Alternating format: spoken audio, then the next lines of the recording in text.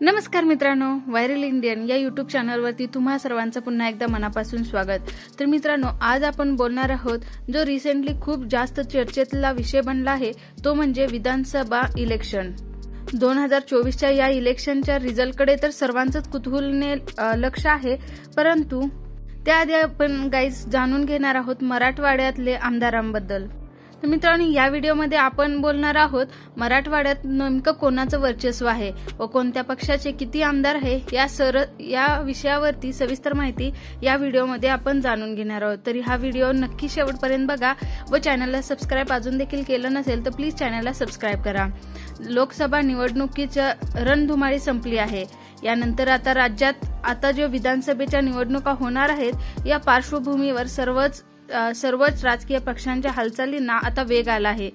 काही थोडेच दिवस या इलेक्शनसाठी राहिले आहेत। काही नेत्यांनी तर विधानसभा निवडणुकीच्या दृष्टीने दौरे सुरू केले आहेत। राज्यात भाजप, शिवसेना, शिंदे गट आणि राष्ट्रवादी काँग्रेस म्हणजेच अजित पवार गट यांची सत्ता आहे। मात्र या निवडणुकीत कोणाची सत्ता येणार हा येणारा काळच ठरवणार आहे। दरम्यान मराठवाड्यात नेमकं कोणाचं वर्चस्व आहे व कोणत्या पक्षाचे किती आमदार आहेत या बाबतीत सविस्तर माहिती पाहूया। 2019च्या लोकसभा निवडणुकीत शिवसेना भाजप युतीला सत्ता मिळाली होती। मात्र निकालानंतरच राजकीय समीकरण बदलली गेली। राज्यात शिवसेनेनं काँग्रेस राष्ट्रवादी सोबत जात महाविकास आघाडीचं सरकार स्थापन केलं होतं। त्यानंतर 2.5 वर्षांनी पुन्हा शिवसेनेत फूट पडली आणि राज्यात महायुतीचं सरकार स्थापन झालं होतं। यामध्ये एकनाथ शिंदे हे महाराष्ट्राचे मुख्यमंत्री झाले तर देवेंद्र फडणवीस हे उपमुख्यमंत्री झाले होते। त्यानंतर काही काळातच अजित पवार यांनी देखील सरकारमध्ये सामील होण्याचा निर्णय घेतला। ते देखील उपमुख्यमंत्रीपदी निवडणूक झाले। मराठवाड्यात आता एकूण 8 जिल्हे आहेत। दरम्यान पुढच्या काही महिन्यात होणाऱ्या विधानसभा निवडणुकीमध्ये नेमकं काय होणार याची सध्या सर्वत्र चर्चा सुरू आहे। लोकसभा निवडणुकीत राज्यात महायुतीला मोठा फटका बसला आहे। 45+ नारा देणाऱ्या महायुतीच्या वाट्याला राज्यात फक्त 17 जागा आल्या होत्या, तर महाविकास आघाडीला 30 जागा मिळाल्या होत्या, तर अपक्षाने एका जागेवर विजय मिळवला होता। आता विधानसभा निवडणुकीत नेमकं काय चित्र असणार हा येणारा काळच ठरवेल, पण सध्या मराठवाड्यात महायुतीचं वर्चस्व असल्याचं आपल्याला पाहायला मिळत आहे। मराठवाड्यात एकूण 8 जिल्हे आहेत। यामध्ये छत्रपती संभाजीनगर, जालना, बीड, नांदेड, परभणी, हिंगोली, उस्मानाबाद, लातूर या जिल्ह्यांचा समावेश आहे। तर आता आपण जाणून घेऊया मराठवाड्यात कोणत्या पक्षाचे किती आमदार उभारले आहेत। सिल्लोड विधानसभा, त्यामध्ये अब्दुल सत्तार, शिवसेनेचे एकनाथ शिंदे। औरंगाबाद छत्रपती संभाजीनगर जिल्ह्यातील आमदार 9 उभारले आहेत। तसेच बीड जिल्ह्यातील आमदार 6 आहेत। लातूर जिल्ह्यातील अगर बोलायचं झालं तर लातूर जिल्ह्यामध्ये 6 आमदार उभा राहिले आहेत। उस्मानाबादमध्ये 4, उस्मानाबादच्या धाराशिवमध्ये 4, तसेच जालना जिल्ह्यामध्ये 5 आमदार उभा राहिले आहेत। नांदेड जिल्ह्यातील बोललं गेलं तर 9 उभा राहिले आहेत। हिंगोली जिल्ह्यात 3 आमदार, तसेच परभणीमध्ये 4 आमदार। तर गाईज, आता आपण डिटेलमध्ये जाणून घेऊया की हे आमदार नक्की आहेत कोण। तर सगळ्यात पहिला आपण बोलूया छत्रपती संभाजीनगर। यामध्ये 9 आमदार उभे राहिले आहेत। त्यामध्ये शिवसेनेचे एकनाथ शिंदे गटातून सिल्लोड विधानसभामधून अब्दुल सत्तार, कन्नड विधानसभामध्ये उदयसिंह राजपूत जे शिवसेना उद्धव ठाकरेंचे आहेत। त्यानंतर फुलंब्री विधानसभामधून हरिभाऊ बागडे जे बीजेपीचे आहेत।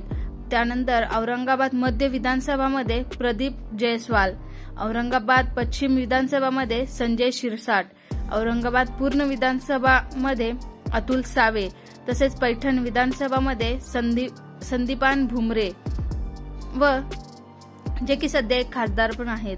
तसेच गंगापूर विधानसभामधून प्रशांत बंब, वैजापूर विधानसभामधून रमेश बोरनारे। तर गाईज, हे होते 9 आमदार छत्रपती संभाजीनगर मधले। आता आपण बोलूया बीड जिल्ह्यातील आमदार, जे गेवराई विधानसभामधून लक्ष्मण पवार, माजलगाव विधानसभामधून प्रकाश सोळंके, बीड विधानसभामधून संदीप क्षीरसागर, आष्टी विधानसभामधून बाळासाहेब आजबे, केज विधानसभामधून नमिता मुंदडा, परळी विधानसभामधून धनंजय मुंडे, तर हे होते बीड जिल्ह्यातील 6 आमदार। आता बोलूया लातूर जिल्ह्यातील। तिथे देखील 6 आमदार उभे राहिले आहेत। त्यामध्ये लातूर ग्रामीण विधानसभामधून धीरज देशमुख, लातूर शहर विधानसभेमधून अमित देशमुख, अहमदपूर विधानसभेमधून बाळासाहेब पाटील, उदगीर विधानसभेमधून संजय बनसोडे, निलंगा विधानसभेमधून संभाजी पाटील निलंगेकर आणि औसा विधानसभेमधून अभिमन्यू पवार उभे राहिले आहेत। आता बोलू आपण उस्मानाबाद म्हणजेच धाराशिव जिल्ह्यातील आमदाराबद्दल। उमरगा विधानसभेमधून ज्ञानराज चौगुले, तुळजापूर विधानसभेमधून राणा जगजित सिंग पाटील, उस्मानाबाद विधानसभेमधून कैलास पाटील, परंडा विधानसभेमधून तानाजी सावंत हे उभे राहिले आहेत। आता जालना जिल्हा। जालना जिल्ह्यामधून देखील 5 आमदार उभे आहेत। परतूर विधानसभेमधून बबन लोणीकर, धनसांगवी विधानसभेमधून राजेश टोपे, जालना विधानसभेमधून कैलास गोरंटियाल, बदनापूर विधानसभेमधून नारायण कुचे, भोकरदन विधानसभेमधून संतोष दानवे उभे आहेत। नांदेड जिल्ह्यातील अगर बोलायला झालं तर किनवट विधानसभेमधून भीमराव केरम, हदगाव विधानसभेमधून माधवराव पाटील, भोकर विधानसभेमधून अशोक चव्हाण, नांदेड विधानसभेमधून उत्तर बालाजी कल्याणकर, नांदेड विधानसभेमधून आणखीन एक आहेत दक्षिण मोहन हंबर्डे, लोहा विधानसभेमधून श्याम सुंदर शिंदे, नायगाव विधानसभेमधून राजेश पवार, देलरू विधानसभेमधून जितेश अंतापूरकर, मुखेड विधानसभेमधून तुषार राठोड।